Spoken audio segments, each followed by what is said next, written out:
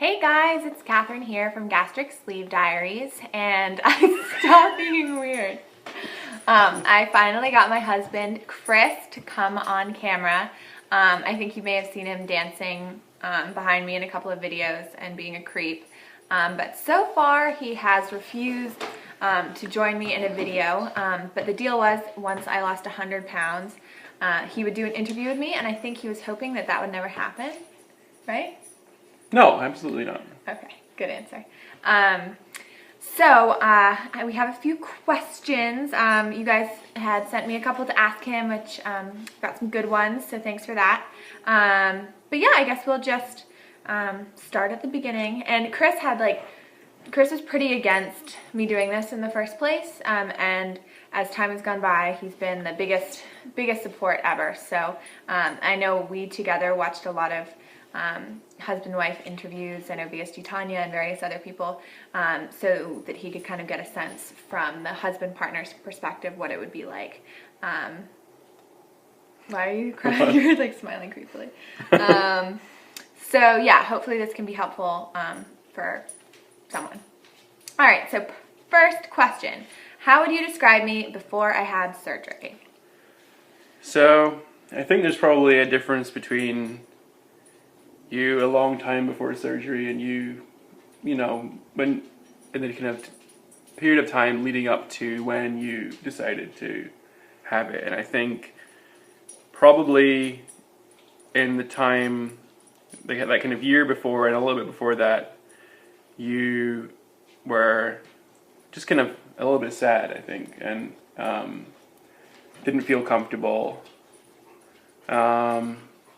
And I think that was a big contributing factor, you know, to making you decide to do it. And I think, you know, Sorry, Maggie is wanting attention. Come here. So I was kind of at my normal self when you first, first like few years you knew me, and then I kind of gained weight and got sad. Yeah, I think that's a pretty fair assessment. Yeah. Cool. All right, question 2. What were your thoughts when I brought up the idea of surgery, and how did they evolve? I think I remember the first time you brought it up, and I think my attitudes changed a lot for a number of reasons, and I think they changed as I kind of grew to know you more. So I think we were probably, it was in London at the time. Remember that first time? A really long time ago? Yeah, a really long time ago, and you brought it up, that you'd be thinking about it, and I was like, that's ridiculous. It just, you know, it just didn't seem like something that, you know, you'd do. And this was probably like 5 years ago, before we were engaged or married or anything. Yeah. I think it was the summer we got engaged. And I was thinking of having the lap band at that point, but I was probably, I ended up at 290. I was probably closer to like 240 at that time, 250. But I think even when, you know, about a couple of years ago when you brought it up again, at first I was against it, but I think what I realized by that time was that there was a difference between how, you know, the way that you just, you know, could be so good and so great at eating, but the weight just wouldn't come off. And me, who's just like a fat pie and just eats a lot and, you know, suffers the consequences. So, and I think it got harder and harder to lose weight, it felt like. Yeah, it felt like you were fighting like an ever, like, you know, kind of more losing battle against, you know, that. And so I think that was one of the things that helped me change my attitude towards it, was like knowing you more and seeing your struggle and seeing, you know, how surgery was really one of the only ways you could lose some weight and then keep it off.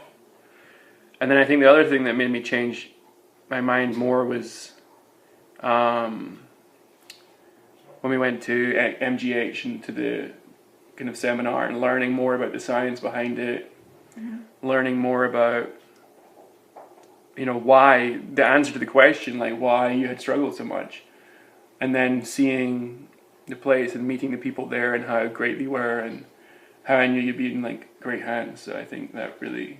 And I think we were also struck by the number of older people who were coming to it who were saying like I've struggled with this my whole life, and I kept thinking, oh, maybe it'll reach this point where I'll stop struggling, and it just seemed like I'm gonna struggle with it forever. So I should kind of try and fix it now if I can. Yeah. Okay, cool. All right, next question. What was it like for you during my surgery and the recovery, and what was that like? During the surgery for me was, obviously it was much worse, not during, before, but obviously much worse for you. I was absolutely terrified, and I'm sure you were, even worse though, you were really brave. During it, I couldn't take my mind off just thinking about how you were doing, and thankfully it was pretty quick. How long was it, like 2 or 3 hours? I think it was like an hour 45 minutes. They were really fast, and they were great at keeping in touch, and managing your expectations and knowing. And I expected it to be longer, and they said it could be. And yeah, they were great. I mean, it was just horrifyingly terrible. I was so worried. But yeah, then afterwards, I always tell you about, when we came to see you in the hospital, right afterwards, and they were changing your roommate's dressings or something or whatever, and they wouldn't let us in to see. I could just see your little feet sticking out from in front of the curtain, and I was just like, oh God, she's alive. So that was huge, but you were just really kind of out of it for a while. And like we were talking to a few of the girls yesterday, like some people are up and about like a week later but I was a mess for like a pretty long time. Yeah. You were for like the first maybe 12 hours afterwards, you weren't entirely coherent, and then you were just, you did great at walking and everything. You were doing a lot more than they suggested you were doing. Yeah. I think when I got home though, I found I was like a lot harder. It was worse than you thought it was going to be. Yeah. And worse than I thought it was going to be too. And I was out of it for longer than I thought. Like, I feel like it was like a couple months before I was myself again. Would you agree? Yeah, in terms of energy levels, and just, at least a couple of months. Present. Yeah. Okay, cool. All right, so next question. How has my surgery changed your life and your habits? I thought it was going to change my life and it changed my life in a way because you're a lot happier. That's a huge positive impact on my life, and yeah, that's probably the biggest impact on my life is how you feel and how you're happier and like more active and like more mobile, and not mobile, like, not saying you're an invalid, but more. I want to do stuff. Yeah, you want to do stuff more and like walk places, and you feel like you want to run and stuff, and that's great.